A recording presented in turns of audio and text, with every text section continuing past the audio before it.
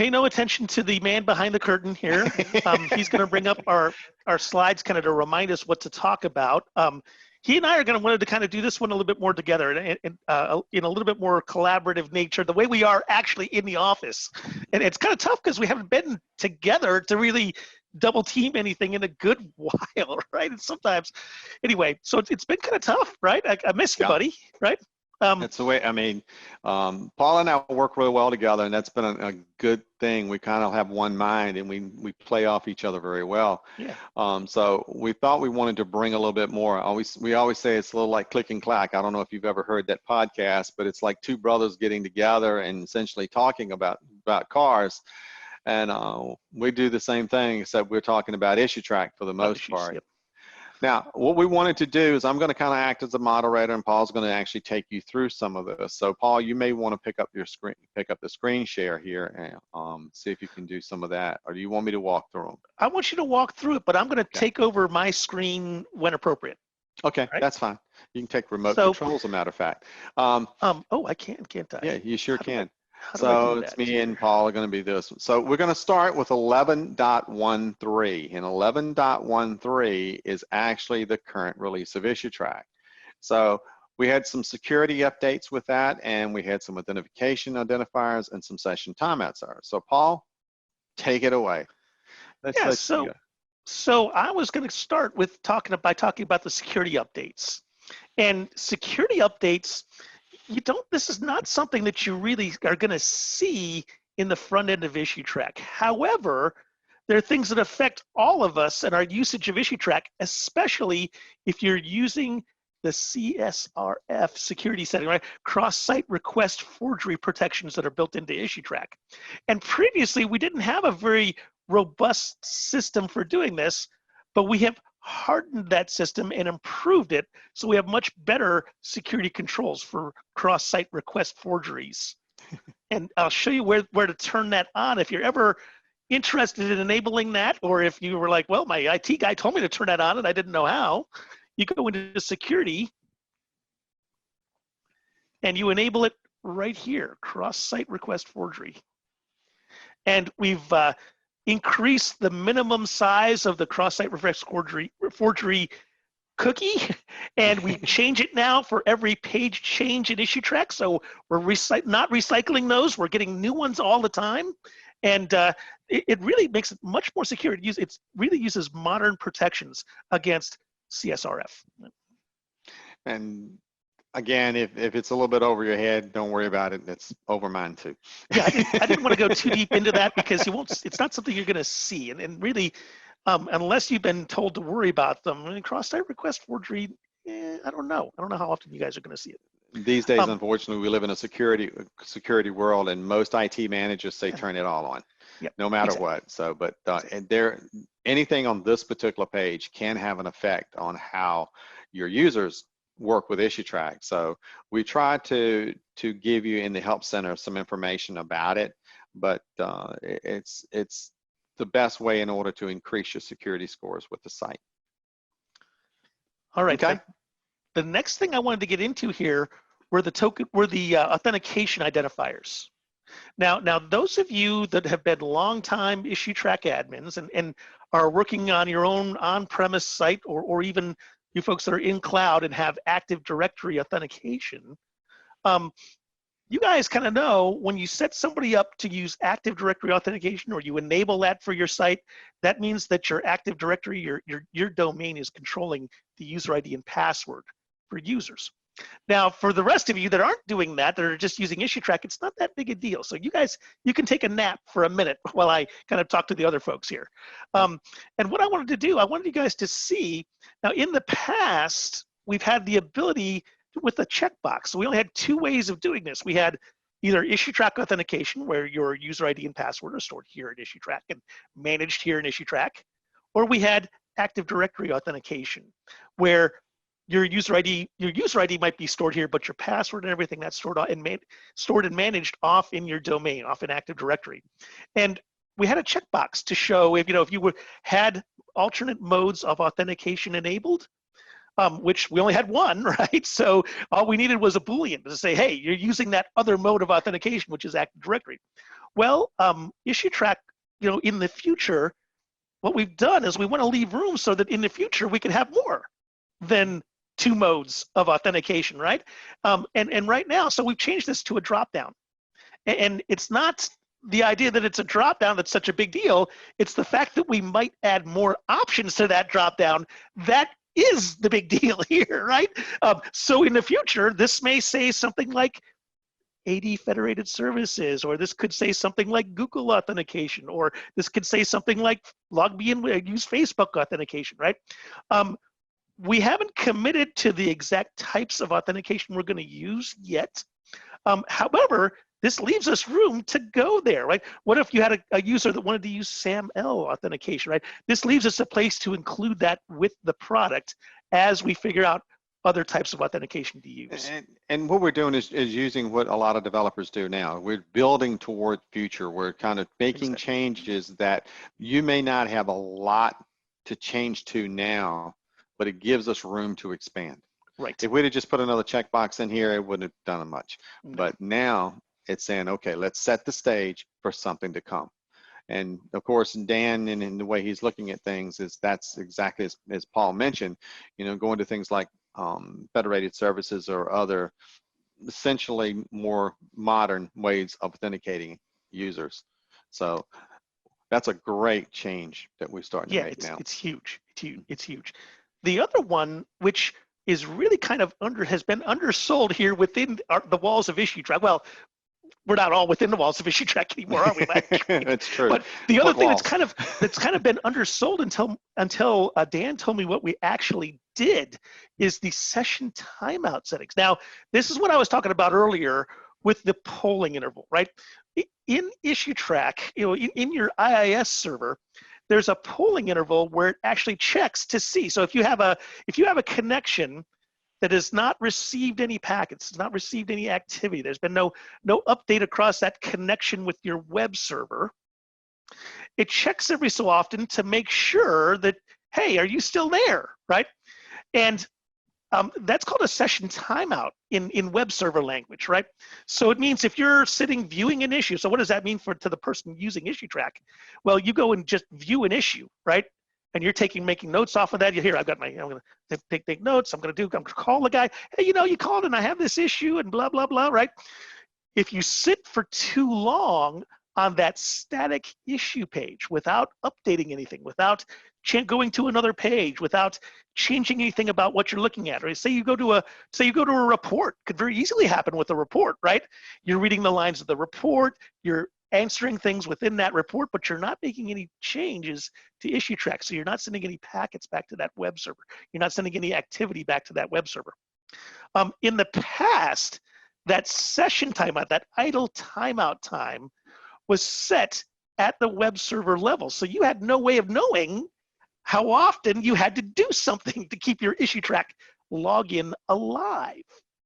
Now, it's the other way around. Now there's actually a setting in Issuetrak, and the Issuetrak application will communicate with IIS to say, hey, don't check.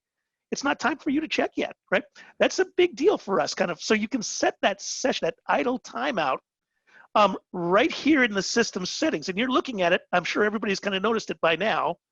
Right here, it's the session timeout, and it's in the system settings. It's one setting for all users, system defaults. But what that really represents is it means that the Issuetrak app, the application that actually lives on the web server, can now tell the web server what to do. It actually has a lot more control. So I think we're going to start seeing a lot more of these polling intervals, a lot more of this communication between the web server and the Issuetrak application. So Paul, that's a great feature, but now let's talk about coming attractions. Yeah, yes. Coming attractions. You can tell, right? I'm also looking at the time. Oh, thank you for watching the time, because you know how I am, right? Yeah, I know.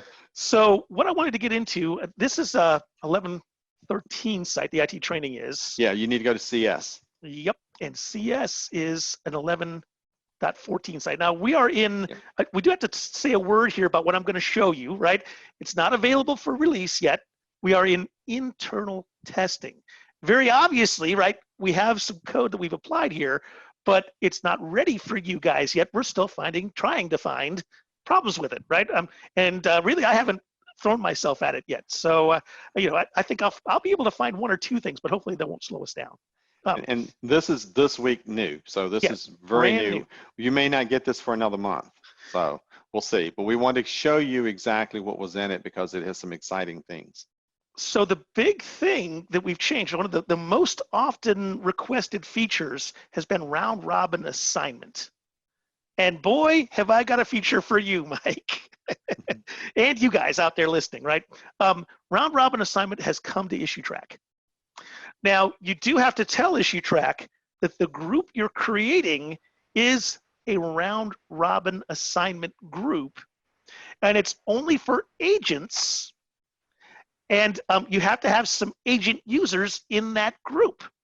And what Issuetrak will do is when you try to assign to that round robin group, right here, Issuetrak is going to walk alphabetically through the user IDs within that group and assign to each one in turn.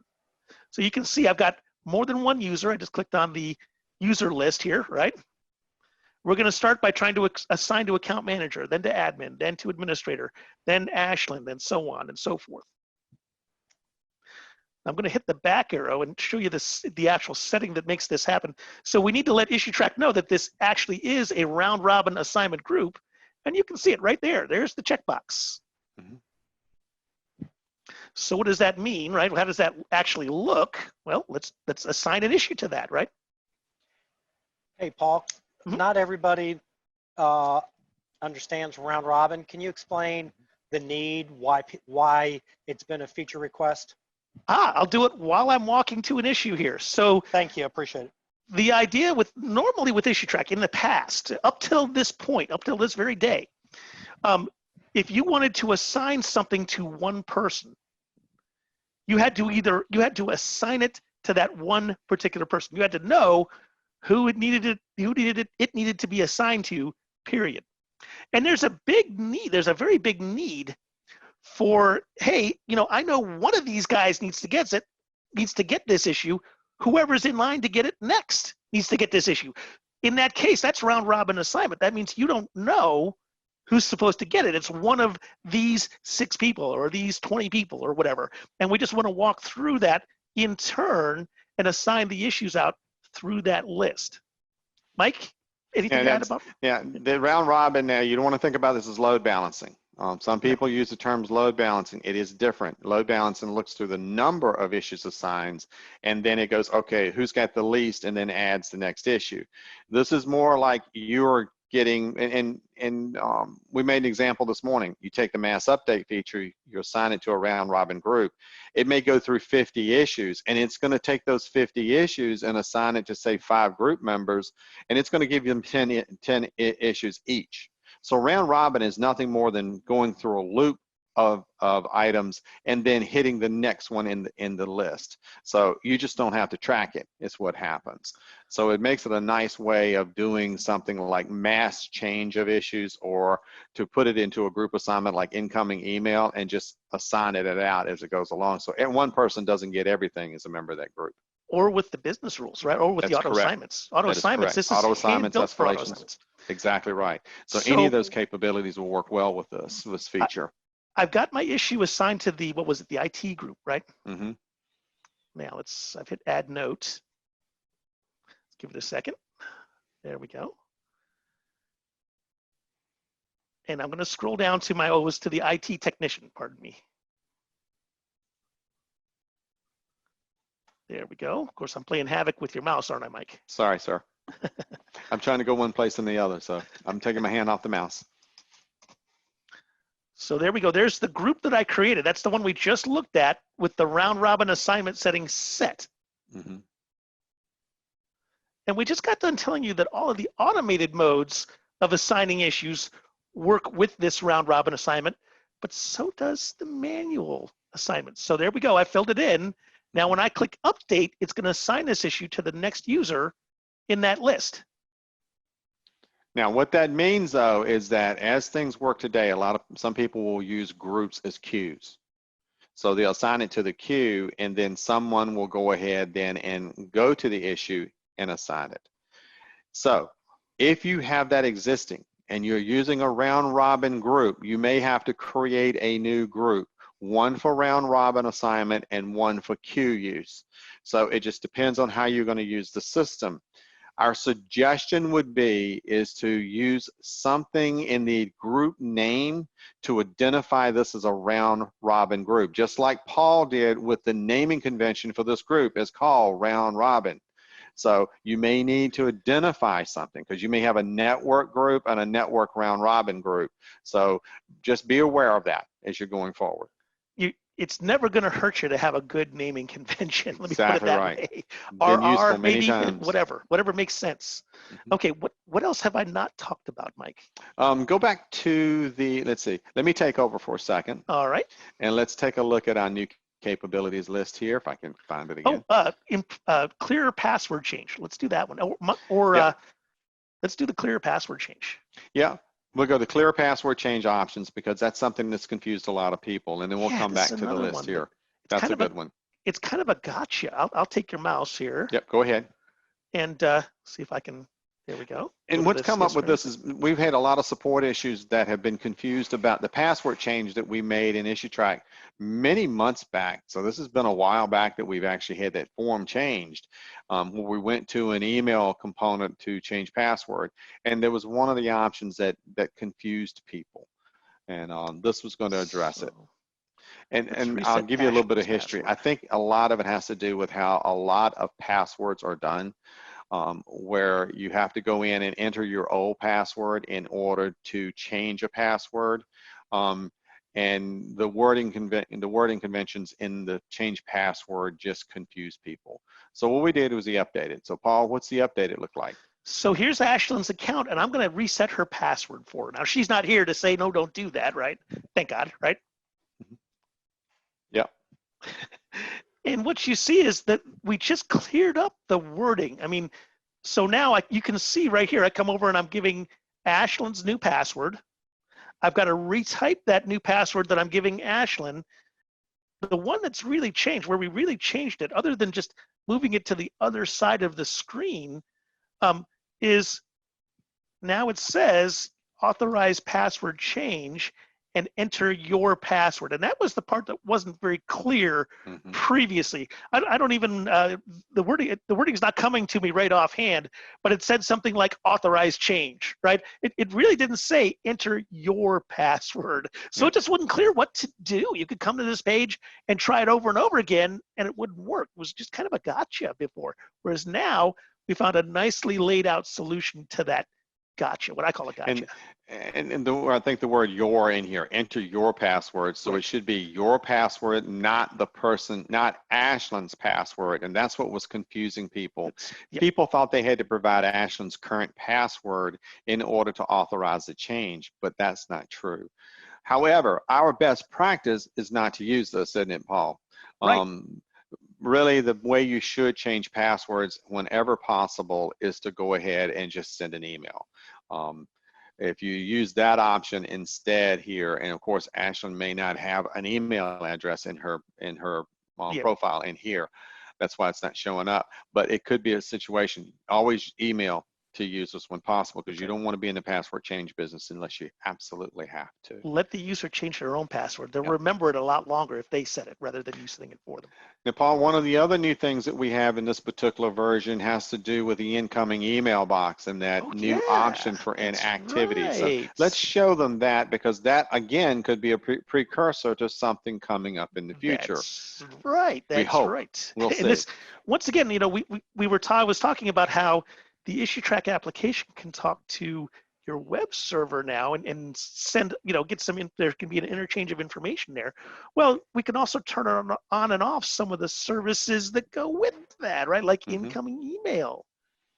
Yeah, that's in this case, we've got an indicator. So if you turn it off, Paul, and go ahead and do that, it goes to no and comes back over. So this is an inline change to the status of this particular item without having to go to edit. We can turn it on or off without having to edit the record. And that's something that hopefully will expand to other features in Issuetrak. We'll have to determine how well this is accepted and then see if this is something that we want to continue with, but it could be a precursor to other changes that customers could make or make suggestions for changes in the future. And then many places where you have the ability, inactivate users would be a good one. Some of the locations, organization stuff have inactive. So we'll have to see how far that expands over time. And there may be some other places that we include this in the product. And I think look to the future. I think you're going to see this included in a lot of places. Well, Paul, I was talking about organizations and stuff like that. Oh, was there a change made in that area too that may be important for us to discuss? There was. So what I wanted to do, I'm going to do this as quickly as I can. I had a screenshot of this, but I think since you've got both sites open, I'm just going to demonstrate really quickly. So we'll go here, right? Now, when most of you go to manage an organization, right, you've got a list of 100, 1,000 organizations. Some of you do, right? Some of you do. And I know some of my folks are saying, no, I have 2 or I have 1. But those of you that have a lot of them, you know, you go and you search by the first letter or the first name or whatever. And if you need to look for something other than the first letter, then you've got to include you've got to include wildcards like that, right? But if you don't, or if you forget, or if you don't know what the wildcards are, so you would think that this would bring back any result that had an A in it, right? And it doesn't. If you guys notice, there was more than one organization that had an A in it, right? This one happens to start with A, right? And that's why it brought it back. Now, in the new entity search, and so this goes for, sorry. Nope. Trying to close that webinar post. Okay. So in the new entity search, it adds the wildcards for us automatically. So you can see we're going to get, this time, we're going to get back more than just options that begin with that. We're going to get back options that contain that text. And it's not, you know, when you're only searching by one letter, this demonstrates that you're going to get more results, but it really doesn't demonstrate what's going on here. You know, this really helps when you've got organizations with similar names. Like say you had school in there, Paul. Yeah. Okay, so there we go. There. So school. Yeah. So a lot of cases we have customers that have subsidiaries, and then we needed the ability to do this search like this, or people who have the same name, for example. Right.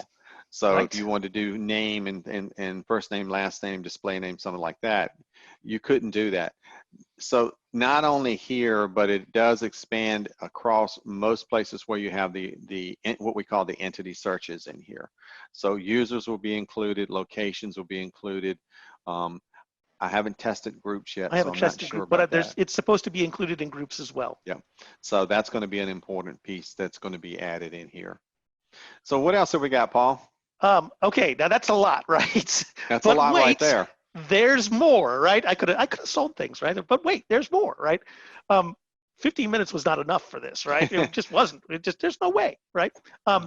So where I'm going to go to home, and then I'm going to take us to the My Issues page. Now, to the uninitiated, right? This is going to look like any other My Issues page, but there's a brand new field on this page. Now, Mike is showing us the expanded version, and that's the gotcha here. You have to remember to use the expanded version of the My Issues page. Paul, where's that set? Remember, some people may not be aware that there's a standard and an expanded version of this particular page. It can be set on the user's account, or if you've enabled My Settings, your users can enable it themselves by going to My Settings and turning it on there. Now, the locations may not be called locations in your site. Remember, that's a renameable field, so it could be called something else, but the idea is it's there for you as long as it's enabled in the site. Were you able to click on My Settings? I can. Yeah, right here. Click on that really quick. And it's right there where it says My Issue Screen Expanded. It ships with standard, so you don't see the locations in standard, you do see it in expanded. And that's what the feature is all about. And some customers have been wanting that for a long time. How are we doing for time? I had one last thing. We got 2 minutes. that covers all of the new features, but I had one last thing I wanted to show to our attendees here. One last thing to kind of bring up about the goodness that's coming from Issuetrak. Is that okay? Do I have time for that? Go ahead. You better go quick. I don't want to keep much people beyond 3. This is out at Issuetrak.com, and you can come to Issuetrak.com and view our product roadmap. When was the last time any of our attendees went to Issuetrak.com, right? So not only is this a place you can come to see as new releases come out, as things happen, but you can also see what our roadmap looks like. So here we go. And to get to our roadmap, the easiest way I've found is just to come to Issuetrak.com, scroll to the bottom of the page. I'm trying to do this without giving everybody a headache here, right?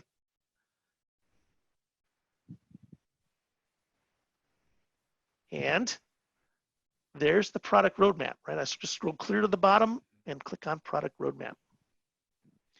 And what you'll notice is some of the things that we've talked about today has been and will be listed under the May area. Right, so that password drop down, that's because this is going to happen in June. Hopefully. Or hopefully, right? This is all sort of what we plan to do. So this is always something to keep in mind.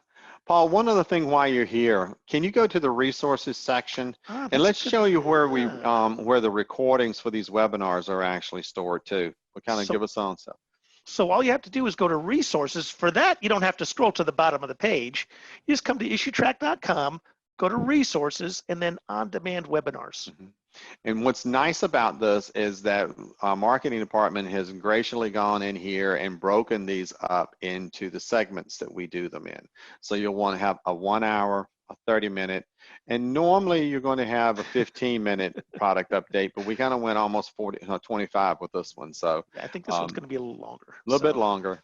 So, but that does give you the ability to go in there and review these at any time that you wish. Okay. All right. I think that's it. I think we need to wrap up. Yeah. I don't think we have time for questions. We've used our 2 hours. We appreciate all of our customers' great time and attention. I saw a couple of questions that came in. I'll respond to those privately. I'll reach out to the customers, give them a call and answer those questions. Yeah. So. We thank you all for attending today, and if you have any suggestions, we're going to be doing these at least through August of this year. So if you've got any suggestions for content that you would like to see, please let us know.